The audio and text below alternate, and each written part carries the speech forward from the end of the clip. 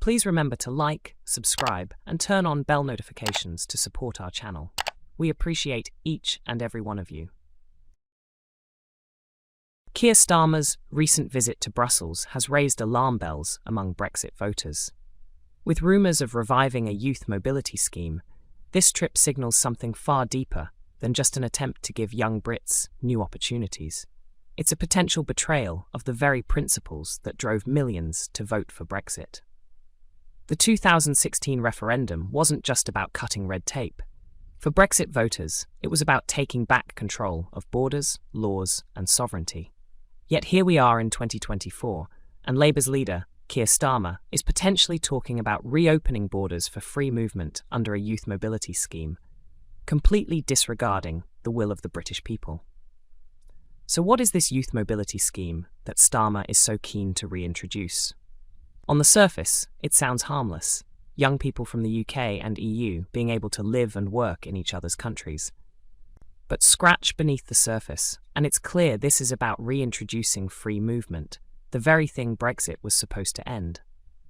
Brexit voters fought hard to regain control over who comes in and out of the UK.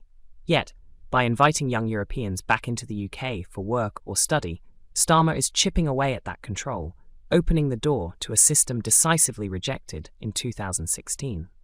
His stance on Europe has always been one of softening Brexit, making concessions, and bending the knee to Brussels bureaucrats.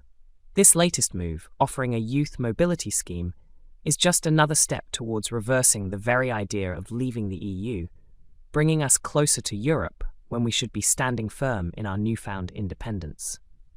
Now, let's talk about migration, an issue that Brexit was supposed to solve. In 2016, one of the key promises was reducing immigration and taking control of who enters the UK. But instead, the UK has seen record levels of migration in recent years, with net migration numbers far higher than many ever imagined. The British housing market is stretched to breaking point. Public services like the NHS are buckling under the pressure, and jobs are becoming more competitive. Can the UK handle more young Europeans competing for the same jobs, homes, and resources that are already in short supply? Of course, there are some who are cheering this move, big business and pro-EU politicians who stand to benefit. But will ordinary British workers lose out? Will it push wages down and increase competition for jobs? Will it make it even harder for young Brits to get a foothold in the job market? These are all questions being asked and need to be answered before any deal with Brussels. It's no surprise that Nigel Farage and other Brexiteers are condemning this proposal. They see it for what it truly is, an attempt to water down the sovereignty and control that Brexit promised. Farage has already slammed Starmer for attempting to retie Britain to the EU, warning that this youth mobility scheme could be just the first step in a broader agenda to reverse Brexit. And it's not just Farage. Recent polls show that a significant portion of the British public is worried about immigration levels. They want the government to focus on fixing our borders, not making deals that increase migration even further. But Starmer isn't listening. Brexit was meant to give more control over who enters the country.